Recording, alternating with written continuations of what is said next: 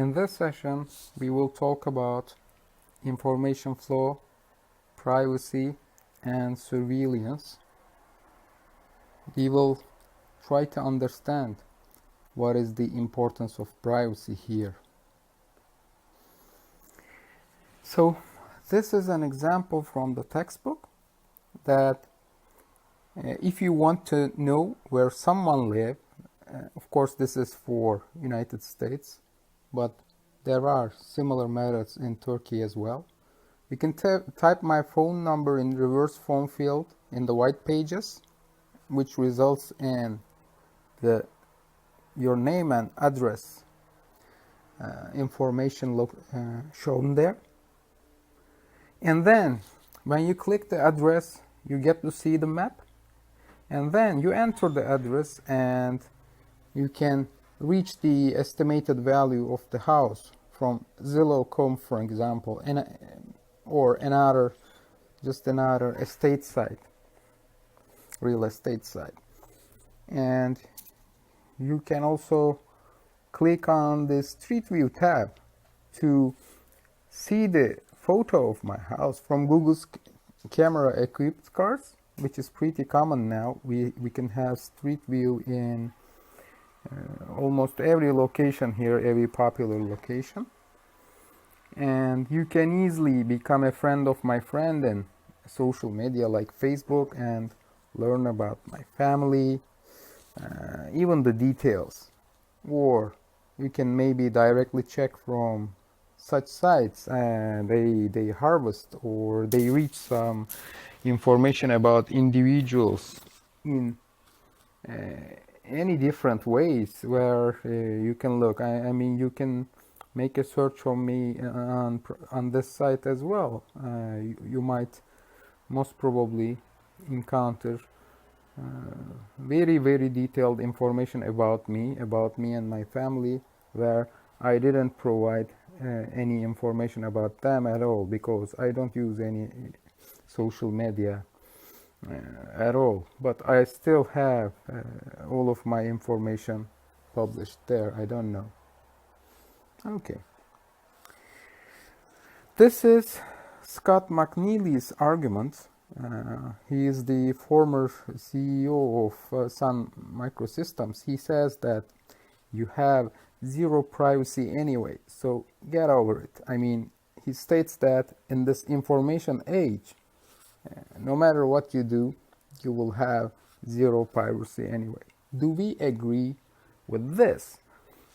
Is it possible to maintain privacy in the information age? This is the question worth discussion.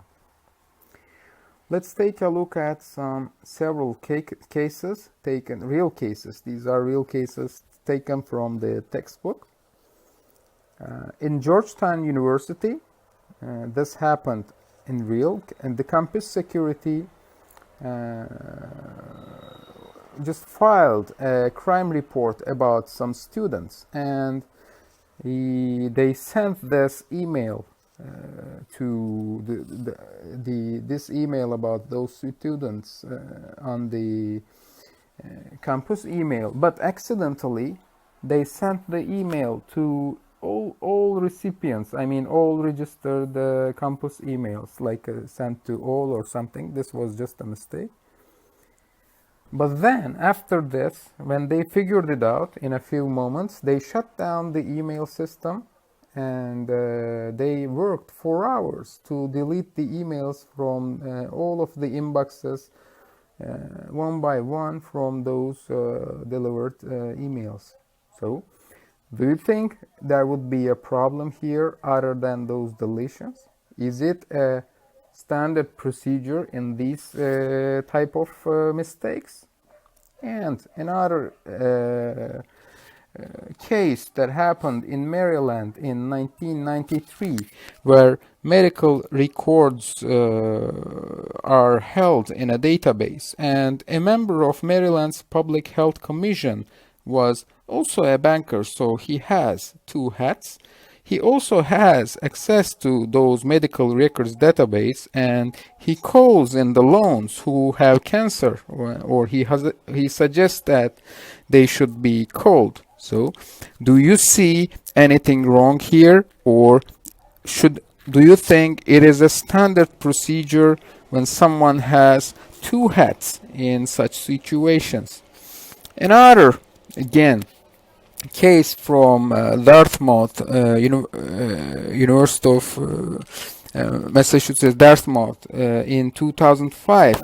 The senior students were given a research paper about communism. For example, the professor asked them to make a research on communism, and he asked them to read Mao's Little Red Book about this topic, because it's a maybe topic that should be covered in the lecture. Unfortunately, this is not in the library, so the students cannot get the book directly, but they could fill some interlibrary request forms. You can also do that in our institution as well. You can ask for some books from other libraries if you follow the procedures, and they provided their name and address and phone and social security numbers to get those books. Okay, they got the books, but after a while, two agents visit and warn them that the book that they requested, or the book that they are reading, is on the watch list. And they asked, are you okay? How are you? We just wanted to visit you, or something like this. And that's it. They just visited and want to meet the person who wanted to read that book. Why did this happen? Because that particular student spent significant time abroad, combined with the request that triggered the visit, or that triggered the doubt about what he's planning, or something like this. Of course, when this has been discussed with the professor who gave the homework, he said, I shudder to think about all of the students I've had monitoring Al-Qaeda websites. What the government must think of that. So in another project, the same professor gave some research, or gave some homeworks to their students to check out, or prepare a report about the internet activity of Al-Qaeda. So again, would they be filed as well? So this is another real case that worth discussion. We also encounter similar cases here in our daily lives as well. And another case, the email privacy and advertising. I think we're familiar now that when we use a product as free without paying anything, it means that maybe we are the product itself. Like when we send an attorney to client email, like the client account uses Gmail, for example, he sends the email to his attorney about the case they are dealing with, and of course, I think attorney knows this as well, that Google scans inside the messages, because when they see that there are some particular keywords in it, like lying, attorneys at law, like if the problem is about construction litigation or something, and name of the city where attorney is scanned, and when client weaves the email, attorney's competitors or advertisement will show up next. Because of alternative, for example, business opportunities. This is an everyday occurrence in Gmail. So if you're using a product for free, so do you think that would be normal, or is it the only way that this can happen? This service can be provided as free, or whatever, or what could be alternatives? These are again worth discussing. This is case from Lidl. it's like a huge supermarket chain, huge chain supermarket like we have in Turkey, like Carrefour or something. The case is about workplace spying. It has been covered in March 2008. It is the second largest grocery store in Germany, which is accused by Stern, the magazine, a famous magazine in Germany, about hiring detectives to spy on their own employees. Also, they have also branches in Czech Republic as well, filing reports on individuals on the job, on breaks, even in toilet, and also gathering data on their financial status, relationships, post-work activities. Like, there are lots of records uncovered about their workers with such comments under their names, like, her circle of friends consists of mainly junkies. Mrs. M has a tattoo on both lower arms.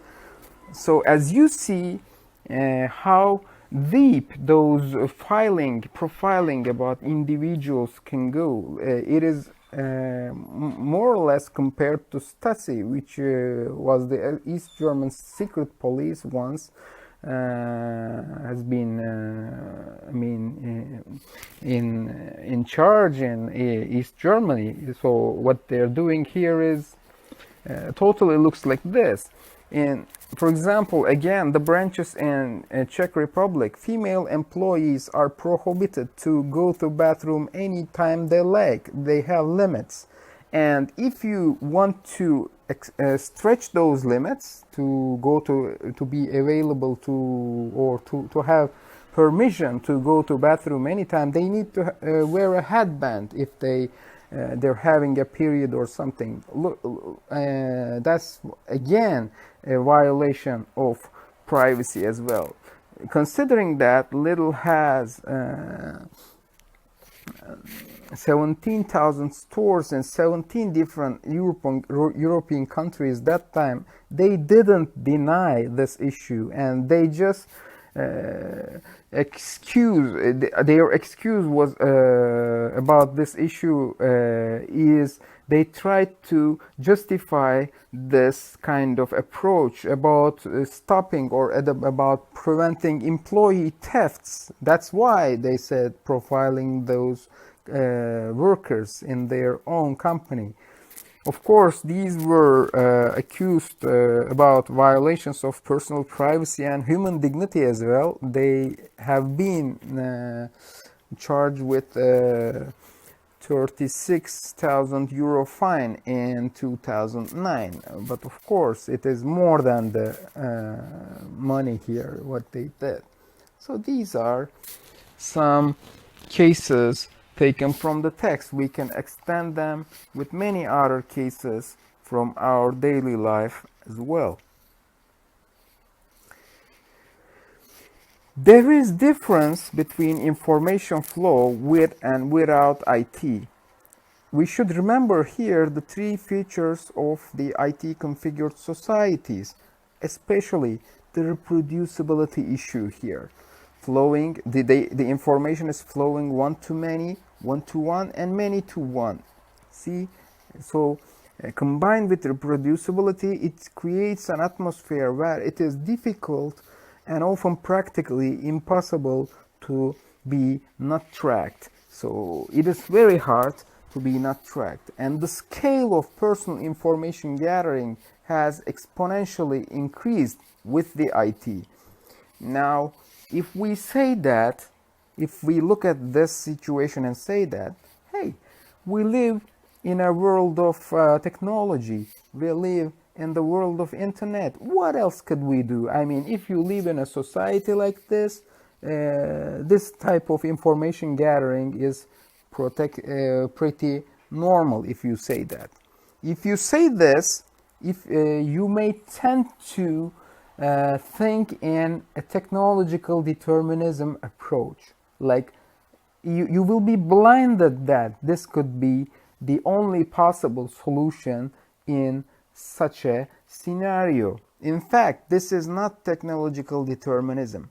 This is I mean, especially found useful by governments and corporations. They want this. They want to have this new kind of information, which is called the transaction generated information, TGI. Whatever you do is being recorded. Cookies, click streams, all of these information can be merged and mined, and personal information, when they store it in a server, intentionally or not, they can be sold or given away or traded with something. We see many cases on media as well. Plus, you have the endurance problem here, endurance of data. When you store the digital data about people, no need to get rid of it. I mean, just think about Facebook or Instagram or Pinterest, I don't know, any type of social media. These are just digital information about you. I mean, they store and store it. When you try to get rid of your account after a while, for example, it is impossible to delete anything. You just deactivate your account. All of your personal information and images you posted there are kept even after deletion and most probably forever. And also, the quality and accuracy of the information gathered about you is in question as well. Because erroneous data can be spread so quickly that individuals will not be able to trace it. This can be both intentional, because I mean someone could spread some bad words about you intentionally or by mistake, but it is very hard to keep track of those erroneous data. That's another major problem here. About the information flow in the societies or IT configured societies. Here, if we look at the information flow with and without IT and demark the most important issues here, much more personal information collection. This summarizes the issue here. And new kinds of personal information is available, like transaction generated information or something. Personal information is distributed widely. You cannot keep a track of it. And personal endurance is another problem where they can exist forever. And the effects of erroneous information are magnified because the personal information is distributed widely, and they also have very significant endurance. Let's define privacy before we proceed further. Privacy is a social arrangement that allows an individual to have some level of control over who is able to access their physical selves and also personal information, okay? So this covers both physical and intellectual aspect.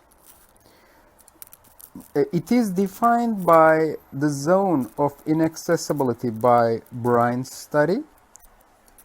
He makes an analogy such as we lock the toilet door for our privacy, or we refuse to give our social security number for a lottery, for example, or we're reluctant to give it, for example.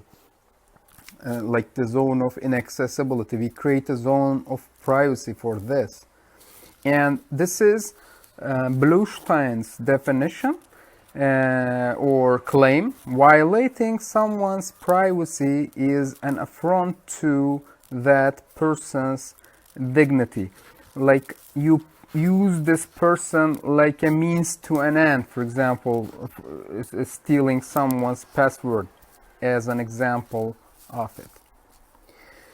Everything has some positive sides and negative sides. Now let's take a look at harms of privacy, if there are any. Suppose that you have a discreet, wealthy, white, Anglo-Saxon Protestant man club. So here privacy might not be, useful in the terms of society, or a journalist figuring out a politician losing $1 million while gambling in Las Vegas, for example. Here again, you might not call that an issue of privacy, because since he is a political figure who has been chosen by the citizens. And for example, family violence. So privacy here is harmful, especially who gets harassed. And the outcast ignorance, for example. I mean, those poor people try to be heard or try to be looked upon, but anyway, they're being avoided. Here again, outcast ignorance is one of the harms of privacy. When we take a look at the benefits of privacy, the main things are the true freedom only exists with the privacy. We will see this again. And it also fosters, enriches the intellectual activities that we engage. It also helps us to develop respect, love, friendship, and trust. And the privacy can also be defined simply as our moral capital. Our moral capital in this sense. These are the, for example, counter examples of privacy where we don't have. What happens when we don't have it? Just imagine a situation where you take care of your child constantly under gaze, like Big Brother show or something, or suppose that you need to wear your public face out of work as well, like you cannot even relax. Just imagine you have to behave like you're in work, even at your home and while you're dealing with your spouse or something. So it means that there is no privacy in this case, which could be quite disturbing at all. Now, what is ladder of privacy, which starts from our spouse to our enemies? What do we mean by ladder of privacy is not exactly sharing information. What we mean here, what we put here is the level of intimacy, how close we feel, how do we open ourselves to that particular people or institutions. So it is more than sharing information. Suppose that you give lots of information about yourself to your psychiatrist, for example, but that doesn't mean he is located on top of your ladder of privacy or something. That's a professional relationship. That's the difference, we can say. When we look at a ladder of privacy, example here. So just an example, here it starts with your spouse, for example. This is taken from the textbook. It can change and continue with other people or institutions here, and again continues like this, like you go like this. Be careful about where your spouse and your ex-spouse is located. So I think it's a bit considerable here. So it means that what you have here as ladder here, you have different levels of intimacies between those people here. Related to these people here. That's how you create your zone of inaccessibility here when communicating with those people. So why do we care about privacy at all? Because of course there are several reasons, but we will try to address them one by one.